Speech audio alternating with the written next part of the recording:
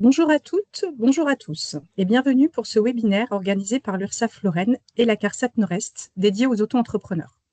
Merci d'avoir accepté notre invitation. Avant de débuter, quelques informations pratiques concernant le déroulé de ce webinaire. Nous sommes ensemble pour environ 1 heure. Un espace questions et réponses est ouvert et disponible à droite de votre écran. Vous pouvez d'ores et déjà poser vos questions. Une équipe d'experts métiers est en coulisses pour y répondre tout au long de la présentation. N'hésitez pas également à liker à l'aide du pouce levé les questions qui vous intéressent le plus. Les questions les plus populaires seront reprises en priorité en fin de présentation. Je vous invite par ailleurs à ne pas mentionner dans vos questions d'informations personnelles ou relatives à un dossier en particulier, pour des raisons de confidentialité. Je me présente, Madame Thomasin, chargée de relations et de conseil à l'URSSAF-Lorraine, et je serai accompagnée dans cette présentation par Monsieur Mathieu. Je lui laisse le soin de se présenter. Bonjour à tous, donc effectivement, je suis Jérôme Mathieu, donc je suis agent d'information au service des indépendants à la CARSAT de Nancy. Donc j'interviendrai dans un second temps après la présentation URSSAF de Aurore Thomasin, donc ça sera pour la partie retraite. Voilà, je te redonne la main, Aurore. Merci. Alors, je vais vous présenter tout d'abord l'émission de l'URSSAF. Nous allons aborder donc le statut de l'auto-entrepreneur, tout ce qui est service en ligne, la sortie du dispositif, ensuite l'action sociale et bien évidemment votre protection sociale et donc vos droits. Alors, il faut savoir que l'URSSAF a différentes missions, notamment la première, c'est de collecter les cotisations et les contributions sociales, donc des employeurs et des travailleurs indépendants. Et il faut savoir qu'en moins de 5 heures, à partir du moment où nous recevons les cotisations, en moins de 5 heures, elles sont reversées directement dans les différents organismes de sécurité sociale, comme par exemple la caisse de retraite. Nous sommes aussi un organisme de conseil et d'accompagnement pour tout l'ensemble des publics, que ce soit les entreprises, les employeurs. Donc, au moment de la création de leur activité, mais aussi pendant toute la vie de leur entreprise. Nous avons des missions de contrôle, des missions de contrôle pour participer vraiment au respect et à l'équité entre les entreprises. Et on fait vraiment de la prévention pour sensibiliser aussi à l'importance du respect des déclarations. Alors, la micro-entreprise ou l'auto-entreprise, c'est une entreprise individuelle qui est sous le régime fiscal de la micro-entreprise. Vous devez tous savoir que vous avez un certain seuil de chiffre d'affaires à ne pas dépasser quand vous êtes sous le statut de la micro-entreprise.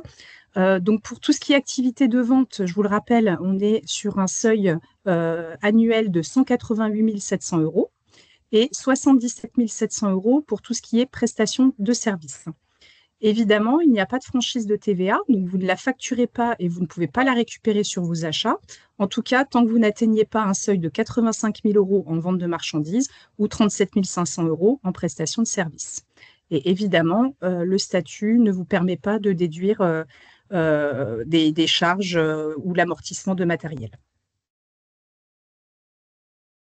Donc, comme je vous le disais, la soumission immédiate à la TVA, c'est uniquement si votre chiffre d'affaires de l'année en cours dépasse 93 500 € pour les activités de vente ou 41 250 pour les prestations de services. Vous êtes éventuellement soumis à la TVA l'année suivante si vous dépassez d'autres seuils. Les seuils ne sont pas identiques. Vous avez certaines activités qui sont exonérées de TVA, donc sous condition, à voir directement avec le Centre des impôts des entreprises, notamment tout ce qui est enseignement ou formation professionnelle. Et donc, pour ça, vous devez prendre contact directement avec le service des impôts pour demander votre exonération. Depuis le 15 mai 2022, vous avez dans l'obligation de signaler la mention entrepreneur individuel ou EI sur l'ensemble de vos documents, que ce soit vos devis, vos factures, vos bons de commande ou même votre compte bancaire. En auto-entreprise, vous n'avez aucune obligation d'ouvrir un compte bancaire dédié à l'auto-entreprise et encore moins un compte professionnel. Certaines banques vous disent que vous avez l'obligation d'ouvrir un compte professionnel dans le cadre de votre auto-entreprise. Il faut savoir que c'est faux. Vous pouvez bien ouvrir un compte personnel, un second compte personnel. Et encore une fois, vous pouvez aussi utiliser votre compte personnel actuel pour gérer votre auto-entreprise. Néanmoins, nous, on conseille quand même d'ouvrir un second compte pour bien séparer en fait vos revenus d'activité professionnelle et vos revenus personnels. Voilà. Vous avez tous normalement adhéré à un dispositif de médiation, puisque c'est obligatoire, je le rappelle. Donc, ça ne veut pas dire pour autant que vous allez l'utiliser, mais en tout cas, en cas de litige, hein, si vous n'arrivez pas à régler le problème avec votre client à l'amiable, eh bien, il est possible pour le client de saisir donc le médiateur que vous aurez désigné. Donc, le calcul et le paiement de vos cotisations s'effectuent chaque mois ou chaque trimestre. Ça, c'est vous qui l'avez déterminé lors de la création de votre entreprise. Donc, tout se fait directement par voie dématérialisée. Ça, c'est obligatoire depuis le 1er janvier 2019. Et donc, quand vous déclarez un chiffre d'affaires, vous avez ce qu'on appelle un forfait social, un pourcentage de cotisation à régler en fonction de votre chiffre d'affaires. Dans ce forfait social, il faut savoir que vous cotisez donc, pour tout ce qui est assurance maladie maternité. En résumé, ce sont vos remboursements santé de la part de la CEPAM. Vous cotisez aussi pour des indemnités journalières, donc en cas d'arrêt maladie et sous condition, bien évidemment. Vous avez une partie invalidité décès, allocation familiale. Et donc, c'est ce qui vous intéresse aujourd'hui. Vous cotisez bien pour une retraite de base et aussi une retraite complémentaire obligatoire. Dans ce forfait social s'ajoute une contribution de CSG-CRDS. Vous avez en plus une contribution à la formation professionnelle. Donc ça, c'est une contribution qui est obligatoire aussi et qui, en fonction de votre groupe professionnel, si vous êtes artisan, commerçant ou profession libérale réglementée ou non réglementée, eh bien, du coup, le pourcentage diffère. Quand vous avez créé votre auto-entreprise, on vous a posé la question si vous souhaitiez opter pour le versement libératoire de l'impôt. Le versement libératoire de l'impôt, c'est exactement le même principe que le prélèvement à la source. Donc, c'est-à-dire que si vous avez opté pour l'option, en tout cas, quand vous allez déclarer votre chiffre d'affaires, donc vous aurez votre forfait social à régler. Vous aurez la contribution à la formation professionnelle et en fait, il y aura un petit pourcentage supplémentaire qui est vraiment dédié à vos impôts sur le revenu. Si d'une année à l'autre, vous souhaitez modifier cette option, parce que du coup, la vie change d'une année à l'autre, vous avez cette possibilité, mais attention, il faut bien nous prévenir en fait avant le 30 septembre de chaque année pour que ce soit appliqué l'année suivante au 1er janvier. Voilà, donc pensez-y. Vous pouvez retrouver de toute façon un simulateur sur le site impôt.gouv.fr où il va vous expliquer, vous avez un petit simulateur qui vous précisera si vous pouvez adhérer, vous pourrez le faire de toute façon, mais en tout cas si vous y avez droit, en fonction du revenu fiscal de référence et aussi du nombre de parts que vous avez sur votre feuille d'impôt. L'exonération de la CFE, donc la cotisation foncière des entreprises, c'est ce qui remplace la taxe professionnelle. Et donc, elle est soumise uniquement à partir du moment où vous avez plus de 5 000 € de chiffre d'affaires à l'année. Sinon, vous en êtes exonéré.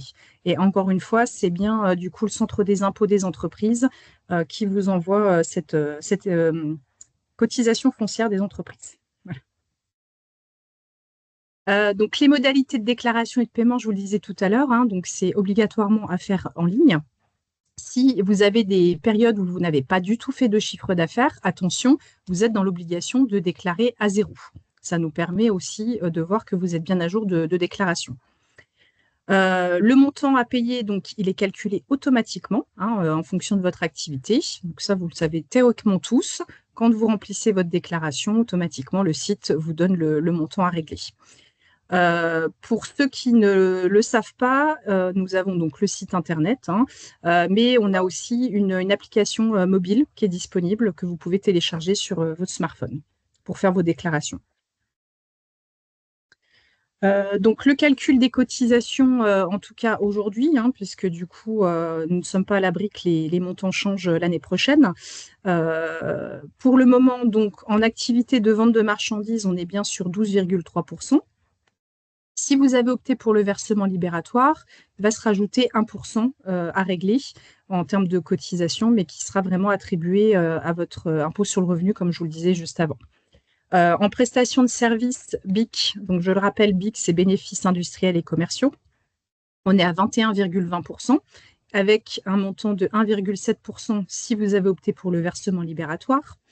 Et en prestation de services BNC, bénéfices non commerciaux, nous sommes sur un pourcentage de 24,6%, plus 2,2% au total, si vous avez encore une fois opté pour le versement libératoire. Le taux change aussi pour tout ce qui relève de profession libérale, mais qui relève de la CIPAV.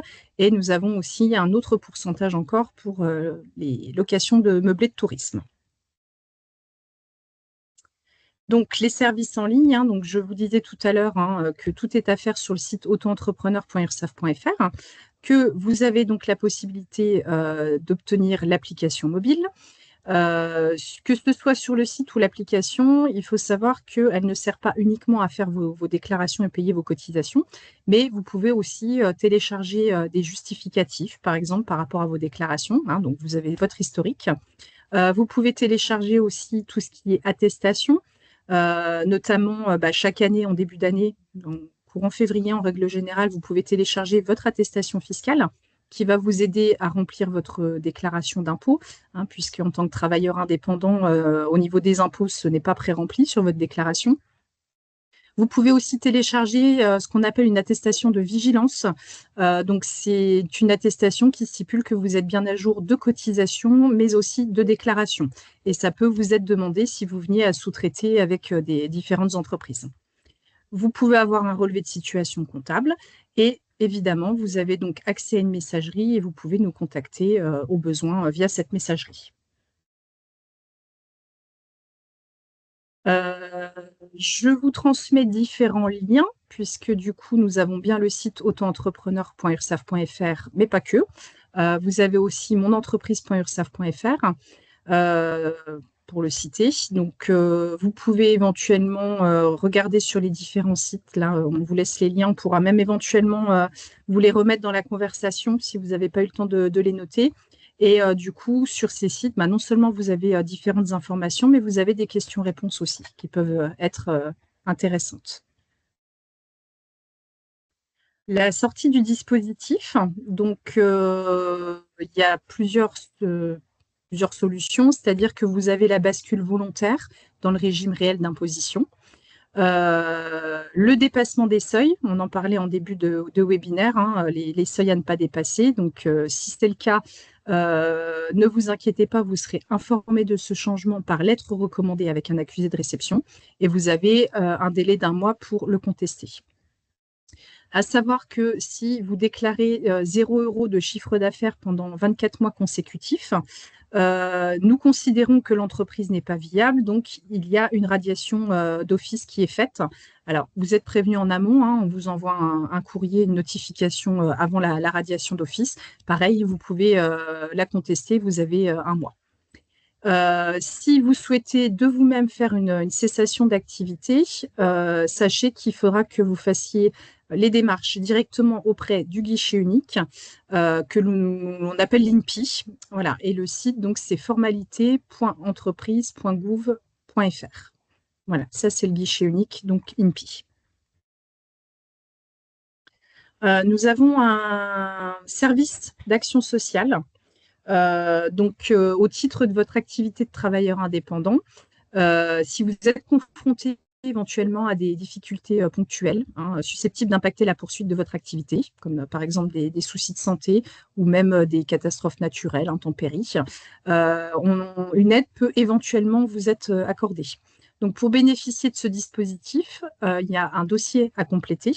Donc, il y a différentes choses qui sont mises en place. Donc, en fonction de votre difficulté, on vous invite à aller directement sur le site Sécu Indépendant, où du coup, vous aurez accès en fait au CPSTI. Et donc, vous aurez la possibilité de télécharger différents formulaires d'aide d'action sociale. Notamment, vous pouvez demander éventuellement une prise en charge de vos cotisations sociales ou l'octroi d'une aide financière exceptionnelle. Il y a une autre aide qui est un peu moins connue, mais qui peut vous interloquer, c'est l'accompagnement au départ à la retraite. En fait, si le montant de vos ressources avant et après le passage à la retraite reste modeste, vous pouvez obtenir auprès de nous, de votre URSSAF, une aide d'accompagnement au départ à la retraite.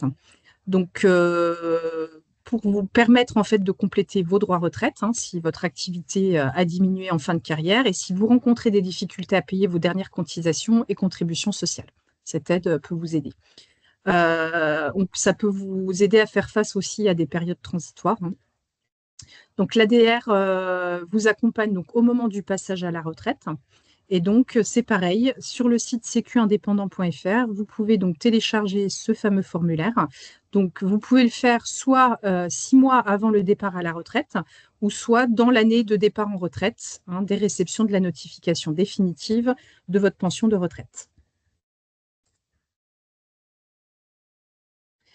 Donc, comme je vous disais tout à l'heure, parmi le forfait social que vous payez en termes de cotisation, donc, je vous disais tout à l'heure qu'il y avait, par exemple, les indemnités journalières. Donc, vous pouvez éventuellement bénéficier. Évidemment, c'est quand même soumis à un minimum de chiffre d'affaires de déclarer.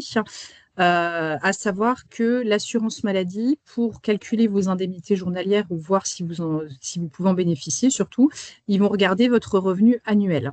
Donc, il faut bien faire le distinguo en fait entre un chiffre d'affaires, ce que vous déclarez, donc la totalité de vos encaissements sans déduction possible, c'est ce qu'on appelle le chiffre d'affaires. Et il y a un abattement forfaitaire qui est systématiquement fait en fonction de la nature de votre activité pour pouvoir déterminer votre revenu. C'est-à-dire que si vous faites une activité de vente de marchandises, vous aurez forcément un abattement de 71% sur votre chiffre d'affaires. C'est ça qui va déterminer votre revenu. En prestation de service BIC, l'abattement il est de 50%. Donc là, c'est plus simple à calculer, on va dire, puisque du coup, la CEPAM prendra en compte le montant de votre chiffre d'affaires en prestation BIC et il prendra en considération la moitié en termes de revenus. Ça fonctionne comme ça pour la CEPAM, ça fonctionne comme ça aussi pour la CAF, pour les personnes qui éventuellement demanderaient le bénéfice d'une prime d'activité ou qui auraient le RSA.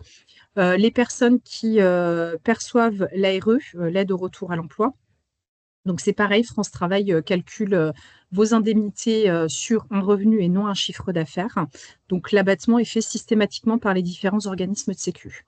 Au niveau de la retraite, ce sont bien le montant de vos chiffres d'affaires qui vont être pris en compte pour la validation de vos trimestres de retraite. En revanche, le calcul de la retraite se fera bien sur le revenu et non pas sur le chiffre d'affaires.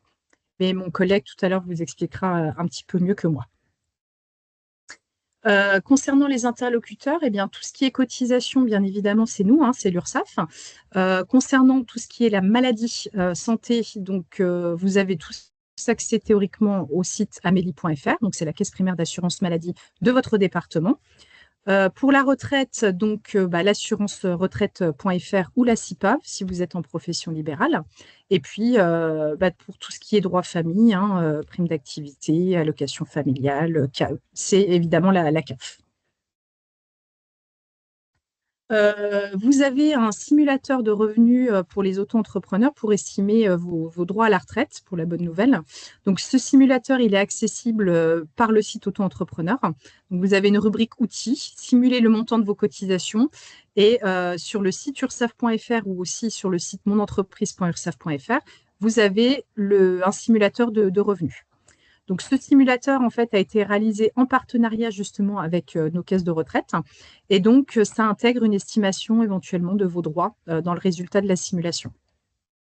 Ça permet de calculer aussi le nombre de trimestres acquis sur l'année en fonction du chiffre d'affaires déclaré. Donc, ça, c'est super parce qu'on a énormément de demandes sur la validation des trimestres de retraite en fonction du chiffre d'affaires validé.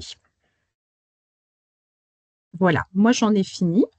On peut peut-être éventuellement revenir sur quelques questions qui auraient été posées à plusieurs reprises ou qui intéressent plus des personnes. Alors là, je vais m'en remettre du coup. Hop. Alors, est-ce qu'on a des questions qui reviennent Sinon, on en reparlera à la fin, c'est pas un souci. Bon, à première vue, il n'y a pas de questions bien spécifiques. Ou en tout cas, vous avez eu les réponses pour la bonne nouvelle. Merci les collègues. je suis en train de regarder. Bon. Bah, écoutez, je reviendrai par la suite s'il faut éventuellement sur les questions. Je vais laisser la main à mon collègue, Monsieur Mathieu Jérôme, et puis je reprendrai avant la fin de la présentation. Tu peux y aller. Merci en tout cas. Merci Aurore de ta présentation. Merci. Donc moi je vais prendre la suite pour vous parler essentiellement de la reconstitution des droits retraite des auto-entrepreneurs.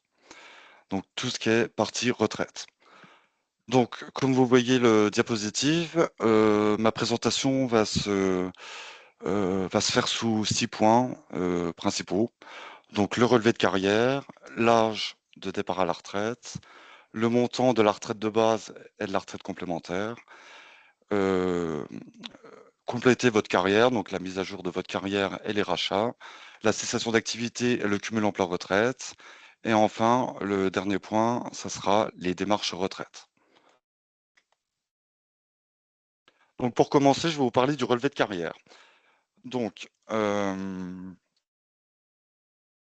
alors, on va tout d'abord aborder un point général sur la composition de la retraite. Donc, la retraite est basée sur un système de répartition. En tant que travailleur indépendant, vous versez des cotisations. Vos cotisations servent à financer les retraites et vous permettent d'ouvrir des droits pour votre future retraite. Donc, je pense que vous le savez, les retraites d'aujourd'hui sont financées par les cotisations des assurés en activité. Donc, c'est le principe de retraite de répartition. Donc, comme l'indique bien euh, le diapositive.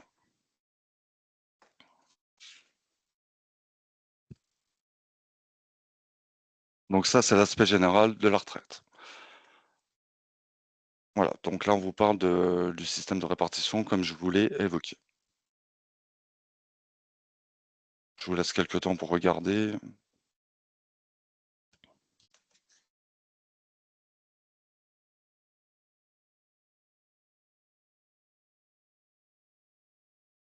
Alors, donc, pour aller dans le fond du relevé de carrière, donc par l'intermédiaire de votre espace personnel sur le site de l'assurance retraite, vous pouvez visualiser votre relevé de carrière et effectuer différentes démarches, comme c'est indiqué sur la diapositive, donc consulter ma carrière, obtenir l'âge de départ à la retraite, estimer le montant de votre retraite, mettre à jour votre relevé de carrière et prendre rendez-vous notamment, hein. Il y a d'autres points que vous pouvez visualiser. Donc, il existe beaucoup de possibilités de démarche, hein. Donc, l'espace personnel est intéressant dans ce sens, hein.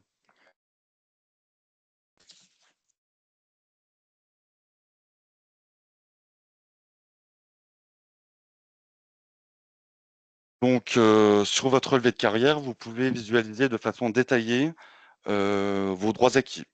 Donc, c'est-à-dire les trimestres acquis, la durée de référence à atteindre pour prétendre à la retraite à taux plein, les points acquis, etc. Donc là, vous visualisez bien sur la diapositive, on a un exemple d'une personne qui a tant de trimestres, on indique la durée de référence, on indique la durée, donc les points acquis, hein. Vous voyez là, il y a l'assurance retraite, c'est pour la retraite de base, et l'Agir Carco, c'est un exemple de caisse complémentaire, hein. Donc c'est une caisse indépendante à la caisse des indépendants qui concerne les auto-entrepreneurs, dont je vais reparler un peu plus tard.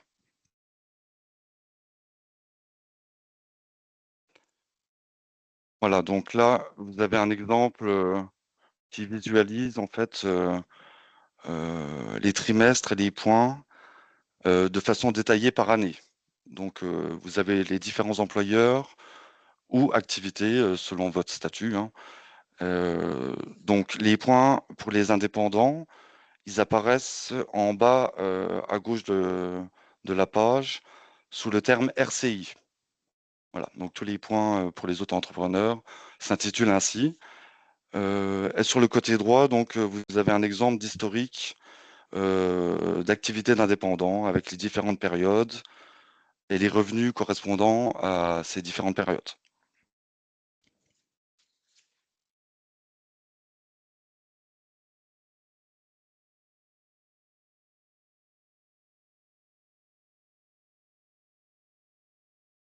Alors, concernant les revenus, en fonction du type d'activité que vous exercez.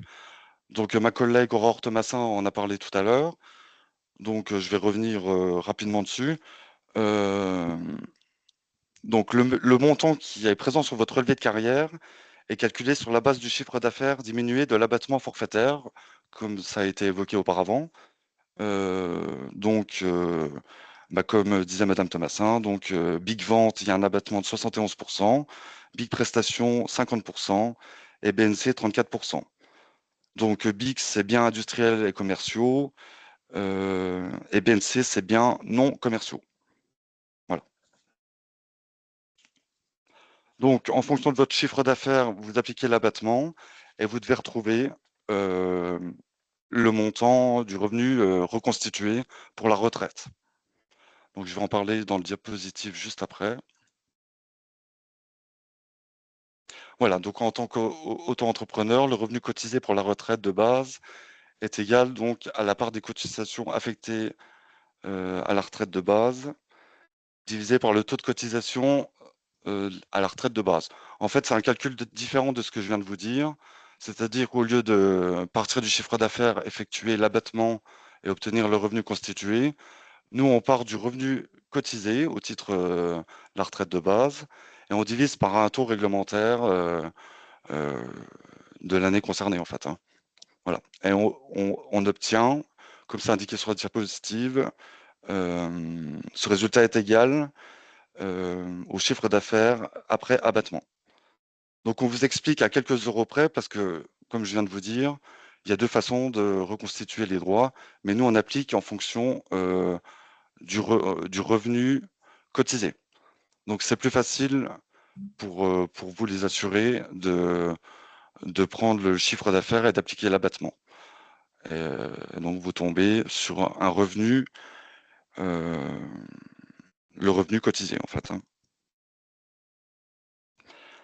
Donc, concernant la validation de vos trimestres, elle dépend de ce revenu cotisé et non de votre durée de travail. Pour valider un trimestre, vous devez avoir cotisé sur un montant minimum. Voilà, donc en fonction d'un barème législatif, tel revenu cotisé vous procure un, deux, trois ou quatre trimestres.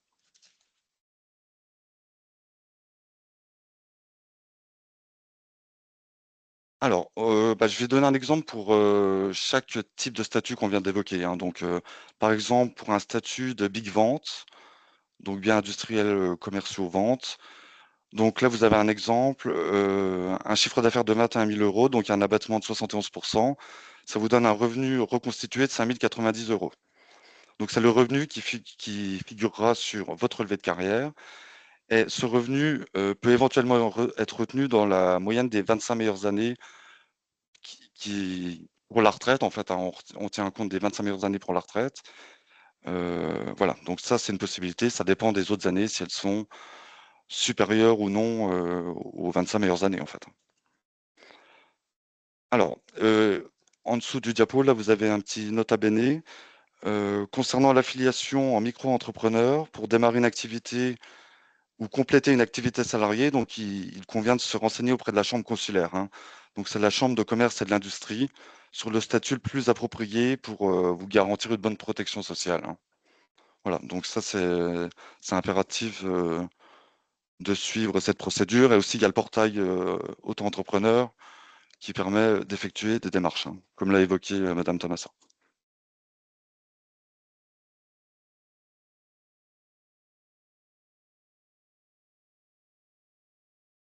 Donc là, on a un autre exemple en fait. Donc c'est le même principe qu'auparavant, sauf que là, donc c'est pour la prestation de service. Euh, bon, par exemple pour une activité BIC. artisanale. Oui. C'est BIC, du coup. Je voulais juste. Ah oui, pardon. Oui, donc en fait, donc là on applique un abattement de 50%, donc ça fait 10 500 euros.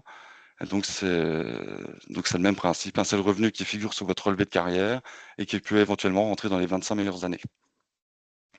Et donc pour la troisième catégorie, donc c'est les biens non commerciaux. Donc les biens non commerciaux, c'est exemple de métier, c'est le conseil, l'accompagnement, la traduction, le développement, la formation, l'enseignement sportif, hein. Voilà. Euh, Contrairement à la prestation de service BIC dont je viens de parler, qui concerne plutôt de la prestation manuelle, euh, transformation ou euh, manuelle en fait, hein, comme une activité d'artisan. Voilà. Donc voilà, donc là c'est le même principe, hein, l'abattement de 34%. Donc voilà, donc toujours pareil, hein, ça rentre sur votre relevé de carrière après abattement et ça peut être retenu dans les 25 meilleures années. Donc il y a un point aussi important à aborder. Donc en fonction de votre statut, vous pouvez bénéficier d'exonération de cotisation. Euh, donc si vous êtes chômeur, créateur d'entreprise, vous pouvez bénéficier de l'ACRE, hein, donc c'est l'aide aux créateurs et repreneurs d'entreprise. Donc vous êtes exonéré de certaines charges sociales. Donc la validation de trimestre se fait toujours en fonction des revenus déclarés, hein. Donc là, on vous donne l'exemple, hein, ça fonctionne comme je viens d'évoquer dans les précédents exemples. Sauf que là, en fait, l'ACRE est transparent. Il n'y a pas d'incidence sur vos droits retraite, c'est-à-dire qu'il y a une exonération de cotisation, mais qui n'impacte pas vos revenus réels, hein. Voilà. Donc ça, c'est quand même important à savoir. Donc un petit point quand même sur l'ARS. Donc ça, c'est l'aide à la reprise ou à la création d'entreprise. C'est une aide financière qui est versée par France Travail, qui permet aux entrepreneurs de percevoir sous condition une partie du reliquat des droits aux allocations chômage sous un forme de capital. Donc ça, c'est France Travail qui détermine en fonction si les conditions sont respectées. Donc on vous précise que l'ARS n'est pas soumise aux cotisations vieillesse, donc ça ne donne pas de droit à des validations de trimestre pour la retraite.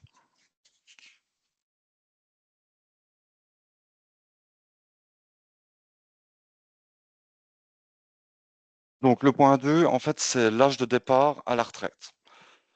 Donc, euh,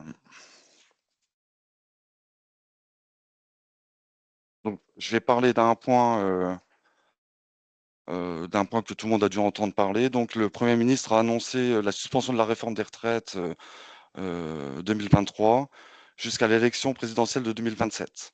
Cette suspension concerne uniquement les personnes nées à partir de 1964. L'âge est donc abaissé à 62 ans et 9 mois au lieu de 63 ans comme prévu par la réforme 2023 pour la génération 64 donc, hein. Et les trimestres seraient abaissés de 171 à 170 trimestres. Cependant, je tiens à vous préciser qu'aucune mesure n'a été adoptée, même si ce vote a été validé à l'Assemblée nationale, hein. Euh, donc, il reste encore des démarches législatives euh,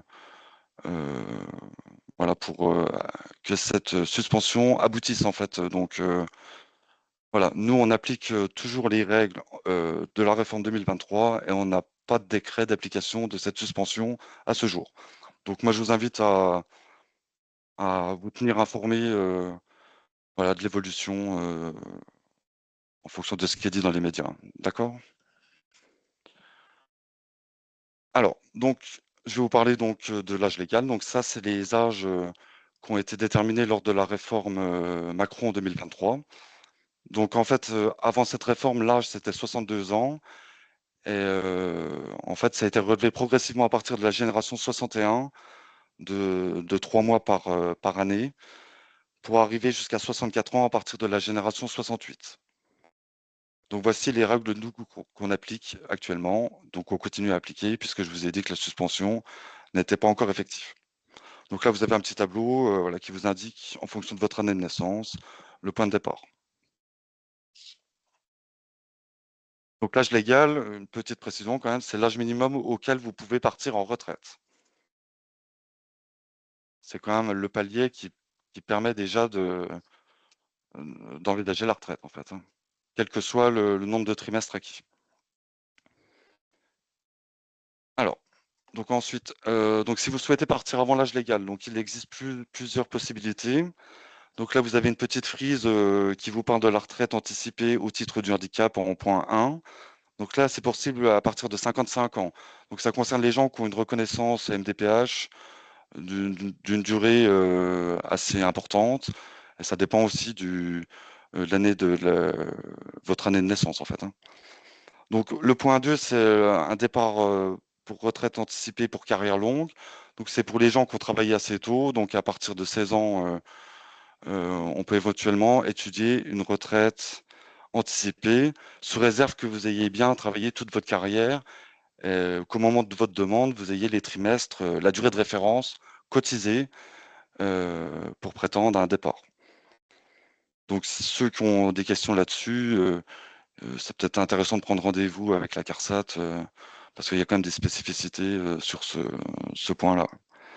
Donc le troisième aspect de la retraite avant l'âge légal, c'est la retraite pour incapacité permanente. Donc c'est possible à partir de 60 ans pour les gens qui bénéficient d'une rente. Donc une rente, c'est une prestation qui est versée par la CEPAM suite à une maladie professionnelle ou un accident de travail. Donc c'est pareil, il y a des conditions à respecter spécifiques en fonction du type de rente ou du type de maladie ou d'accident en fait, hein. Donc ça c'est pareil, il faut se renseigner auprès de la caisse de retraite en fonction de la situation de chacun en fait. Donc le quatrième point, c'est la retraite progressive. Alors en fait, la retraite progressive avait été également, c'était 60 ans avant la réforme 2023. Et suite à la réforme, donc ils avaient aussi rajouté progressivement de 3 mois comme l'âge légal euh, en fonction des générations. Enfin, ils avaient remonté la durée, l'âge effectif plutôt. Mais en septembre 2025, ils ont fait un décret pour revenir en arrière, donc qui est applicable. Donc la retraite progressive est ouvert à partir de 60 ans. Donc ils sont revenus en arrière sur ce point-là. Donc la retraite progressive à partir de 60 ans. Donc ensuite, à 62 ans, donc vous pouvez, donc ça c'est l'ancien âge légal pour les générations de début 61 et avant. Donc là, vous pouvez bénéficier d'une retraite. C'est toujours possible si vous avez une reconnaissance au titre de l'inaptitude. Donc ça peut être suite à une décision médicale de l'ELSM. C'est une entité de la CEPAM. Ou si vous percevez une pension d'invalidité, donc ça c'est acté d'office. Ou si vous êtes titulaire de l'allocation adulte handicapé versée par la CAF, donc c'est acté d'office aussi, hein. Donc retenez que l'inaptitude peut être constatée sous décision médicale à 62 ans. Euh, par contre, la pension d'invalidité, LAH, ça vous reconnaît d'office pour un départ à 62 ans. Voilà. Donc ça, c'est un petit avantage, si on peut dire, pour partir un petit peu plus tôt. Donc ensuite, donc le dernier point, donc c'est l'âge légal, comme on l'a vu dans le tableau précédent.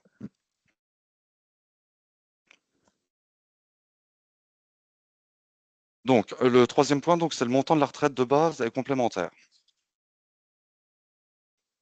Donc là, en fait, je vous présente rapidement le calcul de la retraite de base. Donc, la retraite annuelle brute, elle se compose du revenu annuel moyen. Donc, c'est-à-dire le revenu annuel moyen, c'est la moyenne des 25 meilleures années, comme je l'ai évoqué un petit peu tout à l'heure, multiplié par le taux. Donc, le taux de la pension, c'est entre 37,5 au minimum et c'est 50% le taux plein.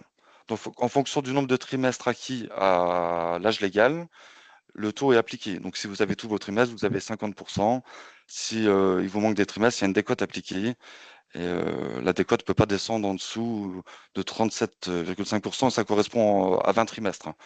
Donc, même si vous avez 25 trimestres manquants, on ne descendra pas en dessous de ce taux-là. Donc la troisième partie de cette formule, donc on multiplie par les trimestres acquis auprès de l'assurance retraite. Donc, ça concerne les régimes salariés, salariés agricoles et indépendants. Bon, sauf exception. Donc, ça, c'est le principe de la LURA, liquidation unique des régimes alignés, qui est en place depuis le 1er juillet 2017. Donc, il y a une liquidation unique de la retraite de base. depuis cette date-là sur les régimes cités, là. Donc, sauf exception, hein, il y a des exceptions en fonction de certaines situations où il y a des liquidations séparées encore, hein. Mais la majorité des dossiers s'effectue en LURA, c'est-à-dire liquidation de tous ces régimes-là. Donc, on divise le nombre de trimestres de ces régimes-là donc, par le nombre de trimestres de référence en fonction de votre année de naissance. Voilà. Donc, le montant de votre retraite dépend donc de vos revenus et donc de vos trimestres. Voilà, c'est les deux points importants qui permettent de calculer votre retraite.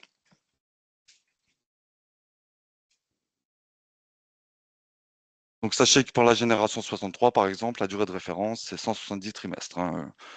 Et la génération 64, c'est 171, et 65, c'est 172. Et après, on reste à 172, voilà, pour les années suivantes.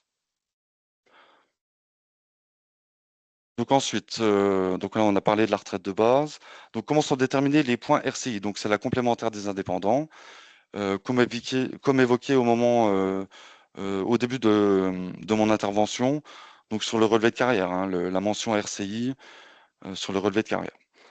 Donc, en fait, la formule de calcul, c'est le montant des cotisations allouées au titre de cette prestation, divisé par le prix d'achat du point. Donc, ça, c'est une valeur réglementaire voilà, annuelle, hein. Donc, en faisant cette division, on obtient le nombre de points RCI. Et donc, pour obtenir le montant, donc là, c'est pas précisé sur le diapositive, on divise par la valeur de versement il y a une valeur réglementaire aussi d'acquisition de points, en fait. Voilà. Donc là, en dessous, il y a une note. Bon, ça concerne pas les auto-entrepreneurs, en fait, hein, ça concerne donc, je vais pas trop rentrer dans le détail. Ça concerne les indépendants classiques, en fait. On vous dit que les cotisations de retraite complémentaires sont calculées dans un premier temps sur une provisionnelle. Et en fait, c'est régularisé ensuite, hein, parce qu'il faut savoir que les indépendants classiques, même s'ils déclarent zéro, ils ont une cotisation minimale à verser, contrairement aux auto-entrepreneurs qui, eux, payent que ce qu'ils déclarent, en fait, hein, les cotisations soumises à ce qu'ils déclarent. Voilà, donc là, je rentre pas dans le détail, c'est un autre statut. Donc ensuite, voilà, donc en fait, donc je vous ai présenté la retraite de base et la complémentaire des indépendants. Donc vous pouvez visualiser aussi sur votre espace personnel, hein. Voilà, donc encore un point que vous pouvez visualiser en ligne. Donc le point 4, en fait, je vais vous évoquer assez rapidement en fait le rachat. Donc voilà, je vais vous parler du rachat Madelin. Donc en tant que travailleur indépendant ou radié depuis moins d'1 an, vous avez la possibilité de racheter pardon, des trimestres dits Madelin, afin de compléter les années où votre revenu est trop faible pour valider jusqu'à 4 trimestres, hein, donc par année au maximum. Donc même si aucun trimestre n'est validé sur l'année concernée, vous avez la possibilité de racheter. Donc les conditions, il faut avoir exercé exclusivement une activité relevant de l'assurance vieillesse des travailleurs indépendants sur les années incomplètes, être à jour des paiements de cotisation vieillesse et racheter pour les 6 dernières années. Donc c'est-à-dire que dont le revenu définitif est connu, la totalité des trimestres manquants par année. Donc si vous décidez de racheter une année sur les 6 dernières années, parce que donc c'est ouvert que sur les 6 dernières années, il faut racheter l'intégralité des trimestres manquants. Je ne vais pas trop rentrer dans le détail parce que bon, ça concerne pas la majorité des gens quand même. Donc vous avez la possibilité, je vous laisse quand même regarder le diapositive. Vous avez la possibilité donc de demander un devis toujours sur de votre espace personnel, hein. Donc le coût du rachat est simulable via cet espace. Donc il existe aussi un deuxième type de rachat, c'est le rachat Fillon, qui concerne toute la carrière, mais c'est géré par la CARSAT de Normandie. Voilà, donc moi je rentrerai pas dans le détail sur ce type de rachat. Si vous avez des questions autres que sur le rachat Madelin, donc il faut contacter la CARSAT de Normandie. J'espère que c'est clair pour tout le monde. Donc là, je vais passer au point 5. Donc c'est la partie cessation d'activité et cumul emploi-retraite. Donc en fait, en tant que travailleur indépendant, au moment du passage en retraite, il n'y a pas d'obligation de cesser. C'est-à-dire que vous pouvez demander votre retraite en restant actif sans souci, que ce soit pour un indépendant classique ou pour un auto-entrepreneur. Donc, à ce moment-là, donc vous entrez dans un dispositif qui s'appelle le cumul emploi-retraite. Donc, il y a deux types de cumul emploi-retraite. Donc, libéralisé, si vous avez les trimestres acquis à l'âge légal du départ ou à un départ à 67 ans, 67 ans, c'est l'âge du taux plein automatique. Donc là, vous pouvez cumuler intégralement votre retraite avec les revenus de votre activité. Par contre, si vous n'avez pas vos trimestres à l'âge légal ou si vous bénéficiez d'un départ en retraite anticipé, là, c'est un dispositif dit plafonné. C'est-à-dire qu'il faut respecter les revenus à hauteur du demi-plafond de la sécurité sociale. Donc ça, c'est le plafond, il est réévalué chaque année. Donc il faut respecter le demi-plafond de la sécurité sociale pour continuer à percevoir sa retraite. Donc j'insiste sur le fait que ça concerne ce revenu plafonné uniquement les revenus soumis à cotisation. Alors, je mets un petit bémol par rapport au statut de salarié, parce que ça ne fonctionne pas du tout pareil. Pour les salariés, il y a une obligation de cessation. Donc, je préfère vous le dire parce que c'est important. Et les conditions sont différentes au niveau du cumul emploi-retraite, hein. Mais c'est pas le sujet du jour, donc j'irai pas plus loin là-dessus. Je voulais juste vous préciser qu'il y avait une obligation de cessation en tant que salarié. Si vous terminez salarié, en fait. Parce que c'est toujours le dernier régime d'activité qui liquide la retraite, hein. Surtout par rapport au régime aligné dont j'ai parlé tout à l'heure. Donc, salarié, MSA, MSA salarié, pardon, et indépendant. Donc, c'est un des trois régimes-là qui liquide la retraite. Donc, le dernier régime qui arrive à la fin. Donc pour terminer, je vais vous parler des démarches retraite, en fait, hein. Donc, ça, c'est le point 6. Donc les demandes de retraite se font essentiellement sur votre espace personnel, c'est très bien fait. Il y a toute une procédure où on vous demande de renseigner votre situation personnelle, vos situations professionnelles. Et voilà, donc nous on invite vraiment aux assurés à passer par son espace personnel. Donc les démarches, elles s'effectuent donc environ 5 mois. Ah, alors j'ai un petit souci avec la diapositive.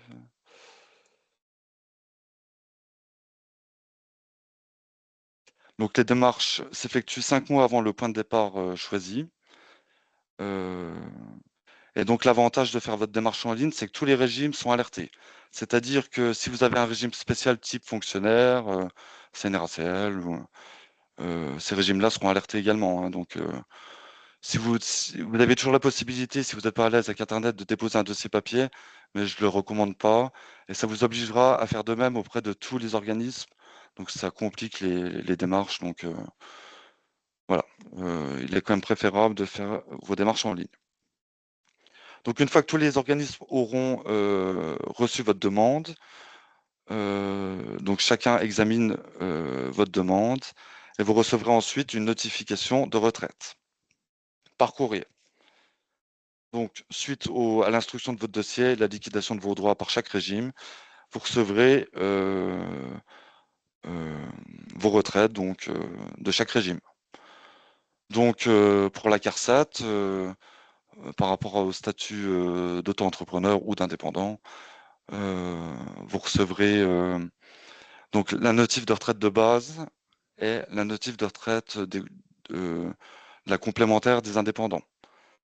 Voilà. Donc si un droit existe, hein, parce qu'il existe aussi des spécificités dont j'ai pas parlé, mais c'est des cas un peu à la marge que j'ai préféré ne pas évoquer. Voilà, donc vous recevrez 2 notifications de la CARSAT et souvent vous avez une activité salariée aussi euh, dans votre carrière, donc vous aurez en parallèle une notification de la GIRCARCO qui gère la complémentaire salariée. Voilà.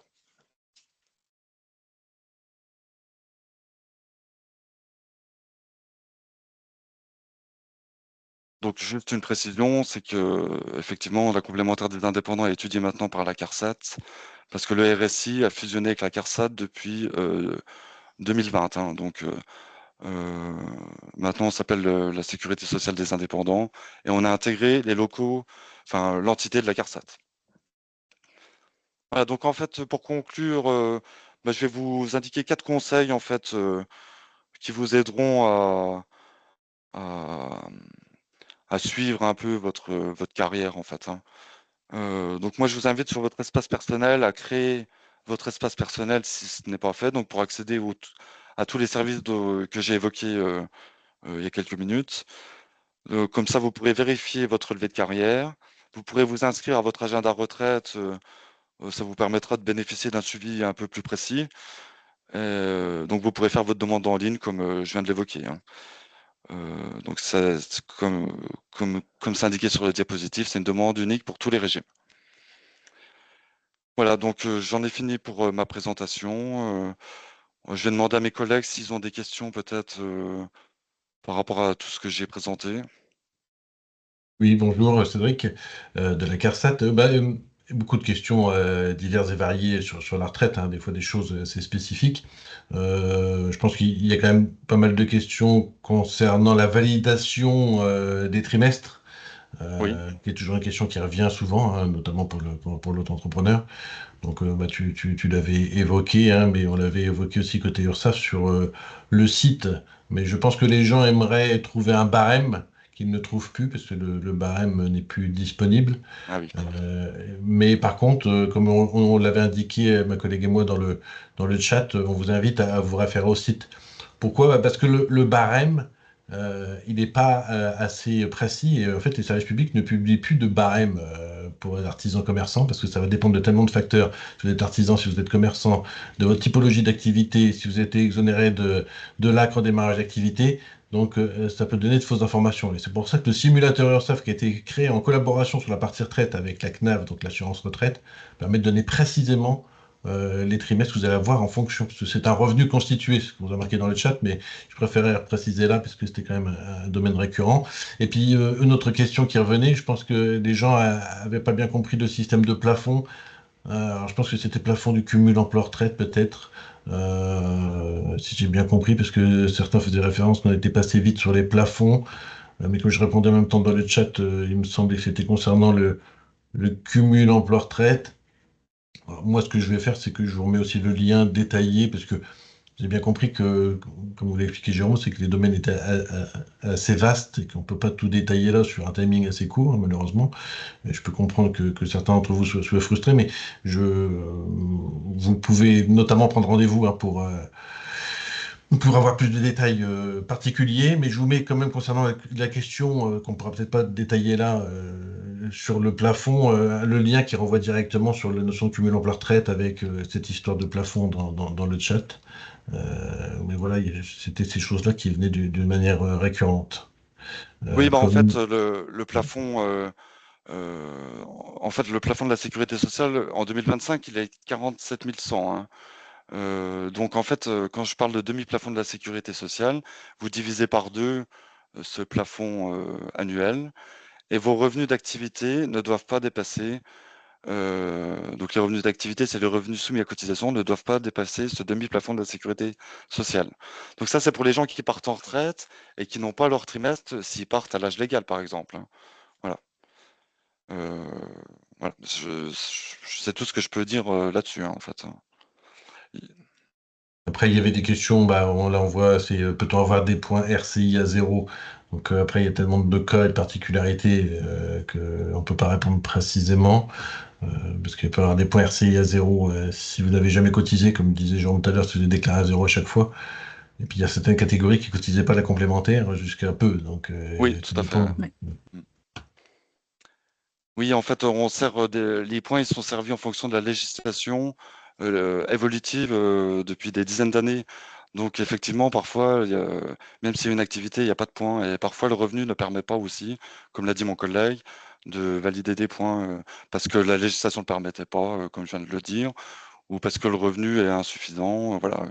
Donc là, c'est vraiment au cas par cas. Mais si vous ne voyez pas de points sur votre relevé de carrière, c'est qu'il y a une raison législative la plupart du temps.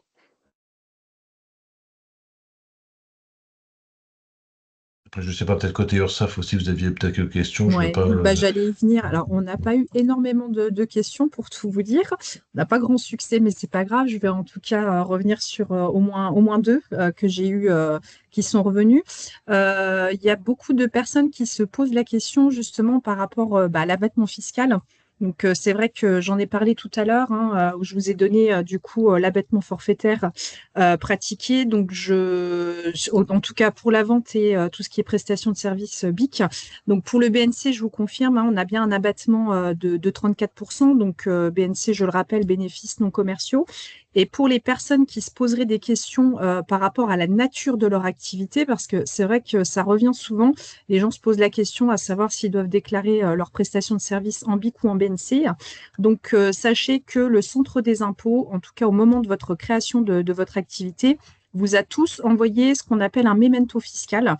Du coup, sur ce document-là, en fait, il est bien précisé la nature de votre activité. Donc, en gros, en résumé, c'est le centre des impôts, en fonction de l'activité que vous avez déclarée ou du moins détaillée, qui vous précise si vous êtes en BIC ou en BNC. Et donc, ça apparaît directement sur ce fameux memento fiscal. Si vous ne l'avez plus ou que vous ne l'avez pas, peu importe, vous pouvez toujours le demander au centre des impôts, hein, sur le site impôts.gouv.fr dans votre espace professionnel. Et on avait une question concernant les droits à la formation professionnelle. Je vous ai parlé tout à l'heure qu'il y avait une contribution à la formation professionnelle qui était obligatoire au niveau de vos déclarations de chiffre d'affaires. Et donc, une personne demandait en gros comment ça se passait pour une prise en charge de formation. Donc, sachez que sur votre site, auto-entrepreneur ou sur l'application, vous pouvez télécharger votre attestation CFP. Donc, celle-ci, en tout cas, celle de 2025, par exemple, sera téléchargeable à partir de février-mars pour l'année 2025. Et donc, quand vous téléchargez ce document, sur le papier, il est bien indiqué le nom de l'organisme à contacter pour votre demande de prise en charge de formation professionnelle, puisque on travaille avec 3 organismes différents et qui diffèrent en fonction de votre groupe professionnel, hein, si vous êtes artisan, commerçant ou profession libérale. Donc, le nom de l'organisme apparaît bien sur ce document. Et puis, notamment, vous avez aussi la participation à laquelle vous aurez cotisé dans le cadre de la formation professionnelle qui apparaît aussi sur l'attestation. Voilà. Bon, bah moi, j'avais pas d'autres questions, en tout cas pour ma partie à moi. En tout cas, j'espère que tout était clair pour vous. Il y a beaucoup d'informations et c'est pas toujours évident, hein, c'est sûr. En tout cas, voilà, merci bien pour votre présence. Vous allez avoir un petit sondage là qui normalement devrait être envoyé où vous devez liker, voilà, mettre un petit commentaire, enfin pas un commentaire, mais au moins donner une note globale en fait que vous pourriez attribuer à ce webinaire. Encore une fois, merci, hein, d'avoir participé. Puis bah, merci également à l'équipe technique, hein, qui était à nos côtés et donc aux experts métiers qui ont répondu directement aux questions écrites. Je vous souhaite une très bonne journée et surtout, n'hésitez pas à venir nous voir, hein. On a des accueils ouverts aussi sans rendez-vous. Donc, n'hésitez pas à venir nous voir. Et pour les personnes qui voudraient prendre leur retraite prochainement, c'est pareil, hein, faites bien un petit point par rapport à vos cotisations sociales. Ça peut toujours aider avant le départ à la retraite. Voilà. Merci beaucoup. Merci Aurore, bonne fin de Au journée à revoir. tous. Merci, au revoir.